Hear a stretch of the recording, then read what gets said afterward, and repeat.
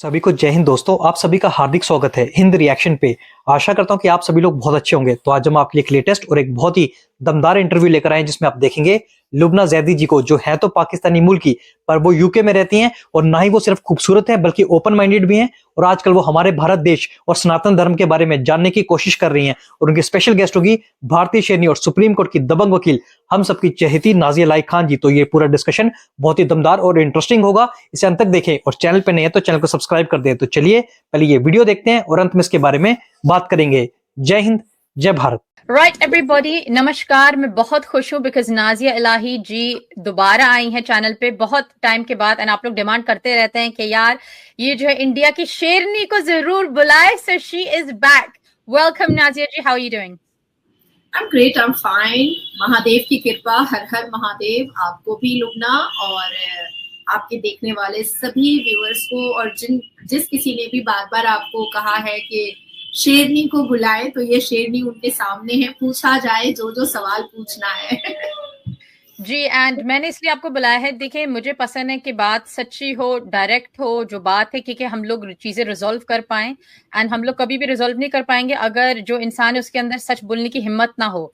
Sir, मैंने आपको बुलाया है बिकॉज मुझे बड़ी पसंद आती है आपकी बातें। आप डायरेक्ट बात बोलती हैं एंड व्यूअर्स भी इसी वजह से आपकी डिमांड करते हैं। और हर इंसान की डिमांड दोबारा नहीं करते जो भी चैनल पे मेरा आया है। सही, बहुत बड़ी बात है। सर, मैं जानना चाह रही थी कि ऑफ कोर्स देखिए, मैं यूके में रहती हूँ भाई। एंड आपको पता होगा मैं यूके में पैदा हुई थी। मेरे पेरेंट्स पाकिस्तान में पैदा हुए थे। मेरे दादा दादी उससे पहले इंडिया से आए थे, यूपी से। जब पार्टीशन हुआ था तो कराची आए थे। सो यूके में मुझे लग रहा है कि आपने सुना होगा ग्रूमिंग गैंग्स का जो पूरा स्कैंडल है, जो इलन मस्क ने भी ट्वीट शुरू कर ली इसके बारे में, ठीक है। और यूके में और जो बदनामी हो रही है, तो मैं जानना चाह रही थी कि पहले इसको बोला जा रहा था एशियन ग्रूमिंग गैंग, फिर बोलने लगे मुस्लिम ग्रूमिंग गैंग, उस पे फिर आ गए पाकिस्तानी ग्रूमिंग गैंग। तो मैं आपसे जानना चाह रही थी कि आपको क्या न्यूज आई है इसके बारे में, आपका क्या ओपिनियन है इसके बारे में। एंड जब इन्होंने बोलना शुरू करा एशियन ग्रूमिंग गैंग, फिर मुसलमान, फिर पाकिस्तानी, उस यानी चेंज उन्होंने इतना करके फिर पाकिस्तानी आखिरी में बोल दिया। आपकी उसके बारे में क्या सोच है? I'd love to hear. Thank you. तो लुबना, पाकिस्तानी बोला गया है तो इससे आपको बुरा लगा है क्या? नहीं, मुझे बुरा नहीं लग रहा। आई वुड से कि मैं बस यहाँ पर जो है मैंने काफी बोला है, क्रिटिसाइज मैं खुद करती हूँ कि ऑफ कोर्स जो पाकिस्तान से लोग आए, मैं खुद ही अपने मुल्क का नाम बदनाम इतने करे जा रहे हैं कि लोग भी तंग आके उन्होंने आखिर में बोली दे यार ये पाकिस्तानी ग्रूमिंग गैंग से, क्योंकि ज्यादातर पाकिस्तान ही के लोग हैं यहाँ पर। तो मैं अपने चैनल पे तो खूब क्रिटिसाइज करती हूँ। I am very thankful to Elon Musk because he is not a political person, he is not politician, he is a pure and hardcore businessman. Elon Musk को पॉलिटिक्स से कोई लेना देना नहीं, और एलन मस्क को ना ही यूके में जाकर के अपनी कोई पॉलिटिकल सभा करनी है। एज अ सिटीजन उसने, या एज अ ह्यूमन नेचर, अगर उसने अपनी किसी बात को रखा है और सर्वे किया है, क्योंकि इस दुनिया का एक्स हैंडल उसके हाथ में है, और एक्स हैंडल के द्वारा जब बहुत सारे इंफॉर्मेशन ऐसे होते हैं जो उसके पास डायरेक्ट भी आते होंगे, तो basically it's not UK grooming gang, it's Pakistani rape gang in UK grooming freely. और यूके ग्रूमिंग गैंग के लिए मैं आज से सर्वे या मेरा रिसर्च नहीं कर रही हूँ। मुझे याद है प्रोफेसर एलेक्सिस जय ने जब पहली बार 2014 में इस बात को उठाया था, तब मेरी उम्र भी बहुत कम थी, लेकिन मुझे बहुत इंटरेस्ट आया था कि इसको पढ़ना चाहिए और इसको समझना चाहिए और इस पर एक रिसर्च तो करनी ही चाहिए। तो जब प्रोफेसर एलेक्सिस जय ने जब 1997 से लेकर के 2013 का डेटा दिया था, तो अगर आप भी और जो लोग मुझे सुन रहे हैं, अगर वो भी जाकर के उसको सही से पढ़ने की और समझने की कोशिश करेंगे। और मुझे याद है कि 1991 में भी एक द टाइम्स बोल करके, मैंने उसकी कटिंग भी रखी है, द मून शेडो बोल करके यूके में एक पेपर आया करता था, जिसमें भी यूके ग्रूमिंग गैंग के बारे में बहुत सारी बातें लिखी हुई थी, जो 91 से लेकर के 1997 तक इस बात को लिख रहा था। और फिर प्रोफेसर एलेक्सिस जय ने 1997 से 2013 तक का पूरा डेटा दिया था। अब बात आती है कि ये बात फिर बीच में बिल्कुल गायब हो गई थी, बिल्कुल कहीं से भी नहीं उठ रही थी, but since last 2 weeks this issue is in top list on news. हर जगह जहां पर भी आप देखेंगी, जियो पॉलिटिक्स की जो बातें करता है या इंटरनेशनल न्यूज को जो फॉलो करता है या जो इंटरनेशनल टॉपिक्स को जो फॉलो करता है, उसके कान तक ये बात जरूर आ रही होगी। लेकिन after Elon Musk raise this question, raise this issue, ये बातें बहुत ज्यादा हाईलाइट हो गई। ऑफ कोर्स होनी थी, क्योंकि एक ऐसे व्यक्ति ने सवाल उठाया है, एक ऐसे व्यक्ति ने ऑब्जेक्शनेबल रिमार्क दिया है, जो, और वो भी इतने अप्रोप्रिएट तरीके से, जो इस दुनिया के एक्स हैंडल को ओन करता है, जो इस दुनिया के एक्स हैंडल को चला रहा है। अभी एआई का जमाना है, चीजें कोई छुपा नहीं सकता है। आज अगर मेरा फेस लेकर के कोई दूसरे का न्यूड शरीर अगर ऐड करता है, तो तुरंत फॉरेंसिक डिपार्टमेंट वाले बता देंगे कि ये बॉडी जो है वो नाजिया की नहीं है, लेकिन फेस नाजिया का है। या मेरी वॉइस को कोई अगर मॉडिफाई करके या अगर किसी दूसरे तरीके से दिखाएगा, तो तुरंत फॉरेंसिक डिपार्टमेंट बता देगा कि भाई ये जो है ये नाजिया की वॉइस नहीं है। आज की टेक्नोलॉजी, आज का जमाना बहुत वास्ट और फास्ट हो चुका है। एआई ऐसा हो चुका है कि अगर आप किसी चीज को एक बार गूगल में सर्च करते हैं, वो बार बार आपको पॉपअप दिखाता है ना। तो UK grooming gang is not perfect name, it's Pakistani rapist gang in UK grooming freely. ठीक है, अब मैं इसको बहुत सारी चीजों से आपको बताना चाहूंगी। ये जो इस्लामिक रेपिस्ट होते हैं लुबना, आप जर्मन के एवरी डे आप जर्मनी का न्यूज देखिएगा, 4-5 2-3 पाकिस्तानी लौंडे लफंगे जो हैं वो अरेस्ट होते हैं। क्यों अरेस्ट होते हैं जर्मनी में? क्योंकि जर्मनी में रेप और मॉलेस्टेशन, ईव टीजिंग की जो क्राइम को है ना, बहुत सीरियस लिया जाता है, बहुत सीरियस। इवन इटली में मेलोनी के अंडर लीडरशिप बहुत सीरियसली लिया जाता है। और 99% टाइम पाकिस्तानी लफंगे ही अरेस्ट होते हैं। इवन 2 केसेस को तो मैंने बहुत नजदीक से देखा है, और बहुत ज्यादा मैं वहां के चैनल पर मैंने कन्फ्रंटेशन और डिस्कशन पे एज अ पैनलिस्ट बैठी हूँ। वहां पर मैंने देखा कि जब वो अरेस्ट हो रहा है पाकिस्तानी लड़का, तो वो कह रहा है कि मुझे पता ही नहीं था कि ये रेप की सजा होती है। एक तो मदरसे में पढ़ करके वो जर्मनी आया था, जो टैक्सी चलाता था, और वो टैक्सी वाला एक 11 साल की बच्ची को मोलेस्ट करता है और कहता है कि हमारे पाकिस्तान में इसको क्राइम नहीं माना जाता है, हमारे यहाँ क्राइम नहीं माना जाता है। मुझे ऑफिसर को कह रहा है, मुझे नहीं पता था कि it's a crime, it's a heinous crime that I don't know. उसको फिर बताना पड़ा कि आप कंसेंशुअल करते हो तो ये क्राइम नहीं है, अगर आप विदाउट कंसेंशुअल करते हो तो ये क्राइम है, अगर आप कंसेंशुअल करके आप किसी माइनर के साथ करते हो तो भी ये क्राइम है, अगर माइनर बच्ची को आपने बहला फुसला करके मना भी लिया है तो भी ये क्राइम है, अगर वो कंसेंशुअल है तो भी ये क्राइम है, अगर लड़की माइनर है तो ये पाकिस्तानी लफंगों को बताना पड़ता है, समझाना पड़ता है, क्योंकि उनके पाकिस्तान में उन्होंने पहले हिंदुओं का रेप किया, हिंदू बहू बेटियों को 23% हिंदू और ईसाई उनको मिले, पंजाबीज मिले, बंगाली मिले, भर पेट उन्होंने लुंगी खोल खोल करके रेप किया। और उसके बाद जब 1% हिंदू बच गए, लड़कियां भी कम हो गई, जवान बहुएं भी कम हो गई, तो अब फिरके के नाम पर पाकिस्तान में रेप होता है। अच्छा वो शिया है, उसकी बेटी का रेप करते हैं, अच्छा वो वहाबी है, उसकी बेटी का रेप करते हैं, अच्छा वो अहमदी है, उसकी बेटी का रेप करते हैं, अच्छा वो बोरी समाज वाली लड़की तो बड़ी खूबसूरत है, उसके फिगर्स तो बहुत अच्छे, उसका रेप कर देते हैं, और कह देंगे कि वो तो फिरका अलग है ना, सुन्नी ही सिर्फ अच्छे होते हैं, सुन्नी ही सुन्नते रसूल वाले होते हैं, तो उनको टारगेट करने के लिए तो हम कर ही सकते हैं। तो इस्लाम के जस्टिफिकेशन पर इस्लामिक रेपिस्ट बनना is a very easy game. और अभी हालिया में एक इस्लामिक स्कॉलर ने साफ लफ्जों में बताया है कि अदर रिलीजन को ह्यूमिलिएट करने के लिए rape is a part of जिहाद। Even I have that article, और ऐसे आर्टिकल्स को मैं सेव करके पेन ड्राइव में रखती हूँ, ताकि अगर कोई मौलवी मुल्ला मुझे टारगेट करेगा तो मैं नेशनल और इंटरनेशनल और अरब की न्यूज में दिखाऊंगी कि देखो भाई मैं नहीं बोल रही हूँ, ये इस्लामिक स्कॉलर बोल रही है। अब बात आती है कि बहुत लोग एलन मस्क को अभी टारगेट में ले रहे हैं। लुबना, एलन मस्क क्यों बीच में पड़ रहा है?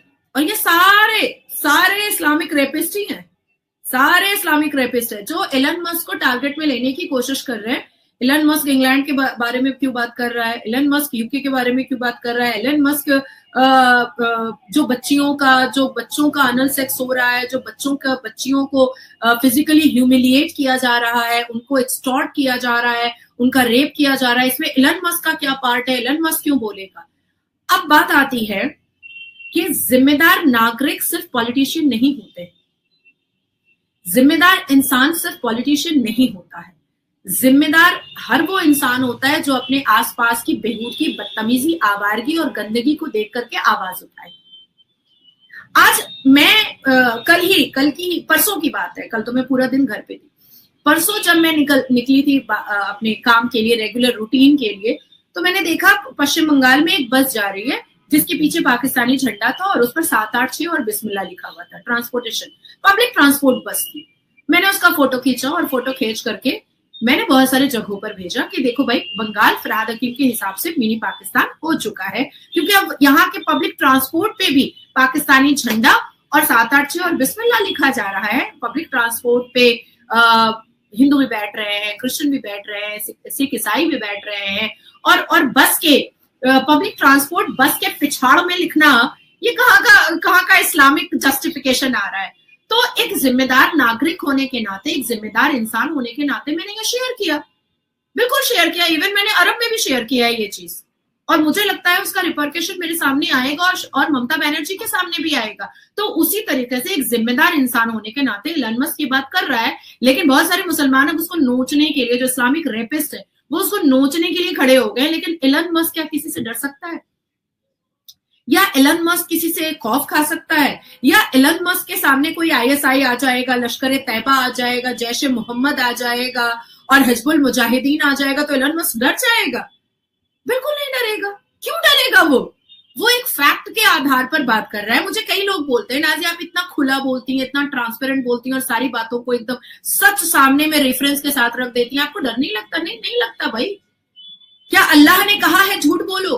क्या अल्लाह, बीइंग अ मुस्लिम, मैं और तुम दोनों मुसलमान हैं लुबना, क्या अल्लाह ने ये कहा है कि तुम झूठ बोलो? क्या अल्लाह ने कहा है कि इस्लाम वो ही मानेगा जो इस्लाम में हो रही गंदगी और बेहूदगी को छुपा लेगा? सिर्फ वही अच्छा मुसलमान है? नहीं, आई डोंट थिंक कि किसी का गॉड, किसी का भगवान, किसी का अल्लाह, किसी का ईश्वर, किसी का जीसस ये कह सकता है कि आप अपने मजहब या धर्म में हो रही अश्लीलता के नंगे नाच को छुपा लीजिए तो ही आप अच्छे मुसलमान हो जाएंगे। I don't think so. मैं आपकी बात नहीं रोकना चाहती, मगर आप इतनी इंटरेस्टिंग बातें कर रही हैं। कैन आई आस्क, आपने इस्लाम का नाम लिया है और आपने बोला कि ये बेसिकली इस्लामी हैं ये रेपिस्ट्स, आपको लगता है कि इस्लाम इनकरेज करता है इन हरकतों को या डिसकरेज करता है? इनकरेज करता है। इस्लाम इन हरकतों को इनकरेज करता है, and I can give you the examples. मेरा मन नहीं था कि आज मैं आपको एग्जांपल दूं, पर ठीक है, it's all right, I can give you the example. एक आयत मैं आपको पूरी पढ़ करके सुनाना चाहती हूँ, सूरह मरियम की ही है। वल्लती अहसनता फरजहा, फरजहा का मतलब तो समझती होंगी आप, वर्जाइना, योनी। मुझे नहीं पता था। अच्छा, वल्लती अहसनता फरजहा फनफखना फीहा, we breathe into her vagina, we breathe into her vagina from our spirit। बीबी मरियम अलैहिस्सलाम कैसे प्रेग्नेंट हो गई? जो जीसस क्राइस्ट पैदा हुए, ईसा मसीह पैदा हुए, कैसे वो प्रेग्नेंट हो गई? उनके योनि में, उनके वर्जाइना में एक स्पिरिचुअल सांस आई, और उस सांस से, उस स्पिरिचुअल सांस जो उनके वर्जाइना के बेबी बैग में गया, उस सांस से वो प्रेग्नेंट हो गई। हालांकि अगर साइंस के तरीके से देखा जाए, या बायोलॉजिकल तरीके से देखा जाए, या साइंटिफिक तरीके से देखा जाए, या डॉक्टर से पूछा जाए, तो डॉक्टर कहेगा this is kind of bullshit, we can't believe. Even मैं भी बिलीव नहीं करती हूँ, लेकिन क्योंकि मैं अच्छी मुसलमान हूँ, मैं अपने आका की बहुत इज्जत करती हूँ, मैं अल्लाह तबारक ताला की बहुत इज्जत करती हूँ, मैं प्रॉफिट मोहम्मद को अपना आका मानती हूँ, इसलिए मैं कुरान पर यकीन कर रही हूँ, मैं बिल्कुल यकीन कर रही हूँ। और मैं इस करिश्मे पर भी यकीन कर रही हूँ कि वर्जाइना में फूकने से बच्चा पैदा हो सकता है, ईसा मसीह पैदा हो सकते हैं। द सेकंड थिंग इज कि कई बार हमारे अल कुरान में, मैं अपने हाथ में लेकर बैठी हुई हूँ अल कुरान, तो कई बार हमारे अल कुरान में ये बात है कि कई प्रॉफिट को ये बात कहा गया है कि ज्यादा उम्र की लड़कियों से क्यों शादी किया, कम उम्र की लड़कियों से शादी करो ताकि तुमको उसके साथ खेलने में मजा आए और उसको तुम्हारे साथ खेलने में मजा आए। तो ये सारी चीजें प्रोवोक ही तो कर रही हैं आपको एक वल्गैरिटी की तरफ, एक सेक्सुअल डिजायर्स की तरफ। द थर्ड थिंग इज कि आखिर क्यों हमारे रिलीजन में, हमारे इस्लाम में 11 शादियां, 4 शादियां, 6 साल की बच्ची से शादी कर लो, 9 साल की बच्ची से निकाह कर लो, age of puberty is age of marriage. अरे क्या है ये एज ऑफ प्यूबर्टी? अभी ग्लोबल वार्मिंग है, इसमें तो 9 साल में प्यूबर्टी हो जा रही है। वो हमारा जमाना तो चला गया, मुझे 14 साल की उम्र में हुआ था, डॉक्टर को दिखाना पड़ा था कि क्यों नहीं हो रहा है। तो अभी का जो जनरेशन है, अब जैसे मेरी कजन बहन है, उसकी बेटी को 10 साल की उम्र में प्यूबर्टी हो गई, तो अभी उसका निकाह करवा दें हम? मतलब इतने ठरकबाज क्यों है मुसलमान के 10 साल की बच्ची के साथ उनको इंटरकोर्स करना है? और क्यों हमारे इस्लाम ने इस बात की इजाजत दी है? वाई? यही तो सवाल है। जबकि हमारे प्रॉफिट मोहम्मद ने अपने से 15 साल की उम्र की बड़ी औरत से शादी किया था, बीबी खतीजा से। तो आखिर उनकी पहली मोहब्बत, प्रॉफिट मोहम्मद की पहली मोहब्बत, पहला प्यार, पहली बीवी तो 15 साल की बड़ी थी उम्र की। तो आखिर ऐसा क्या हो गया? ऐसा कौन सा एग्जाम्पल बनाना था? ऐसा कौन सा रेफरेंस देना था कि 6 साल की बच्ची भी ठीक है, 9 साल की बच्ची भी ठीक है, 18 साल की बच्ची भी ठीक है? What is this? This is kind of nudity ना। तो इस्लाम में ऐसी बहुत सारी चीजें हैं जो आपको सेक्सुअली बहुत ज्यादा प्रोवोक करती है, और वो प्रोवोकेशन कहीं ना कहीं अब इस वक्त 21st सेंचुरी की सिनेरियो में मैं देख रही हूँ कि इस्लाम के जस्टिफिकेशन पर रेप को भी अप्रूवल दे दिया गया है। हाँ, कैन आई से मैं आपकी बातों से थोड़ी कंफ्यूज हूँ, बिकॉज आपकी बातें सुन के समझ में नहीं आता कि आप अभी तक मुसलमान क्यों हैं। मुझे समझ में नहीं आता। इन आई फील के कॉन्ट्रडिक्शन है कि एक तरफ आप बोल रहे हैं कि आप मुसलमान हैं, आप बिलीव करती, दूसरी तरफ आपको खुद ऐसा लगता है कि नजर आता, आपके लेंस के थ्रू अगर देखा जाए तो आपको नेगेटिविटी काफी नजर आती है। तो आप क्यों मुसलमान हैं? I am confused. मैं जब इंटर्नशिप कर रही थी तो मुझे मेरे सीनियर के सारे ड्राफ्टिंग लगते थे द बेस्ट, ये तो सुप्रीम है, ये तो कभी गलती कर ही नहीं सकते। पर जैसे मैं बहुत ज्यादा मतलब अपने काम के प्रति और अपनी स्टडी से, अपने रिसर्च से मैं बहुत ज्यादा प्रो हो गई, तो मैंने कई बार अपने सीनियर की ड्राफ्टिंग में भी गलतियां निकाल दी। तो क्या मैं उनको रिस्पेक्ट करना छोड़ दूं? क्या मैं उनको इज्जत देना छोड़ दूं? क्या मैं उनके सामने नमस्ते sir, good morning sir, good evening sir करना छोड़ दूं? क्या मैं अभी अपने सीनियर के सामने जाती हूँ और इतना रिनाउंड फेस होने के बावजूद भी जब मैं झुक करके उनको गुड मॉर्निंग करती हूँ तो क्या उन्हें अच्छा नहीं लगता होगा? मुझे तो अच्छा लगता होगा ना कि नाजिया इतनी रिनाउंड होने के बाद, इतनी बड़ी लीडर होने के बावजूद भी आज भी मेरे सामने झुक करके मुझे नमस्कार करती है, मुझे गुड मॉर्निंग करती है, और मेरे हाथ में अगर फाइल और बुक होती है तो वो मेरे हाथ से ले लेती है और पूरा दिन मेरी फाइल और बुक को वो लेकर के कैरी करती रहती है कि नहीं, ये मेरे सीनियर की किताब है, वो नहीं उठाएंगे मेरे सामने, मैं खुद उठाऊंगी। क्रिटिसिज्म नेगेटिव भी होता है, क्रिटिसिज्म पॉजिटिव भी होता है। मैं जो क्रिटिसिज्म करती हूँ, मैं इस्लाम में रिफॉर्मेशन चाहती हूँ। मैं चाहती हूँ कि मेरे जो मुसलमान युवा पीढ़ी है वो इस इस्लामिक जस्टिफिकेशन पर जाकर के अपनी मुस्तकबिल को, अपने फ्यूचर को, अपने करियर को खराब ना करें, उसको रिफॉर्म करें। मैं मुस्लिम हूँ, मुझे बहुत अच्छा लगता है कि मैं मुस्लिम हूँ, इवन आई फील प्राउड कि मैं मुस्लिम हूँ, लेकिन जो गलतियां हैं, जो बदतमीजियां हैं, जो बेहूदगियां हैं, जो आवारगियां हैं, मैं अगर उसके बारे में बात नहीं करूंगी तो कौन करेगा? ये तो मेरी जिम्मेदारी है कि मुझे उसके बारे में बात करना है और मुझे बताना है कि 1939 में पहली बार कुरान प्रिंट होकर के आया और मुझे ऐसा फील होता है कि इसमें बहुत सारी चालबाजी खेली गई है ताकि अश्लीलता को प्रायोरिटी दे दी जाए। इसमें चालबाजी खेली गई है। तो आपको लगता है चेंज हुआ है? आपको लगता है चेंज हुआ है? इसलिए तो मैं इतना क्रिटिसाइज कर रही हूँ, इसलिए तो मैं ऑप्टिमिज्म पर नहीं क्रिटिसिज्म पर आ चुकी हूँ। Otherwise I believe on optimism, I never believe on criticism. Even मैं कई बार अपने लोगों को, अपने एक्विंटेंस को, अपनी सोशल गैदरिंग को बोलती हूँ कि प्रोक्योरमेंट ऑफ नॉलेज आपको ऑप्टिमिज्म सिखाता है, प्रोक्योरमेंट ऑफ नॉलेज आपको क्रिटिसिज्म नहीं सिखाता है। जो कमजोर होते हैं वो क्रिटिसाइज करते हैं, लेकिन अभी मैं क्रिटिसाइज नहीं कर रही हूँ। मैं पूरे आधार पर, अभी जैसे मैंने आपको एक वजाइना के थूक का मैंने आपको पूरी आयत पढ़ करके सुना दी। आप बोलिएगा तो मैं पेज नंबर बता दूंगी, आप बोलिएगा तो मैं वर्सेस बता दूंगी, क्योंकि मैं कुरान मेरे हाथ में ही था और मैंने उसी से पढ़ करके सुनाया। तो मैं क्रिटिसिज्म नहीं कर रही हूँ, मैं लोगों को समझाने की कोशिश कर रही हूँ कि रिफॉर्मेशन बहुत जरूरी है और फैक्ट और रिसर्च बहुत जरूरी है। और अगर कुछ गड़बड़ हुआ है हमारी अलहामी किताब में, जो हमारे आका पर, आप सोचो, जो हमारे आका पर, हमारे प्रॉफिट मोहम्मद पर नाजिल हुआ था, उसमें इतनी बेहूदगी कैसे हो सकती है? No no no no no, नहीं हो सकती है। इसमें जरूर कुछ छल किया गया है। इतनी बेहुदा बातें आका पर नाजिल हुई किताब पर तो हुई नहीं। दोस्तों आशा करता हूं कि वीडियो को आपने अंत तक देखा होगा और लुबना जैदी जी और नाज़िया लाइक खान जी का ये दमदार और बेबाक इंटरव्यू आपको काफी पसंद आया होगा और इस वीडियो में आपको बहुत कुछ जानने को मिला होगा। तो ये वीडियो अगर आपको अच्छी लगी है इसे लाइक और शेयर जरूर कर दें और अपने विचार हमें कमेंट सेक्शन में लिखकर जरूर बताएं।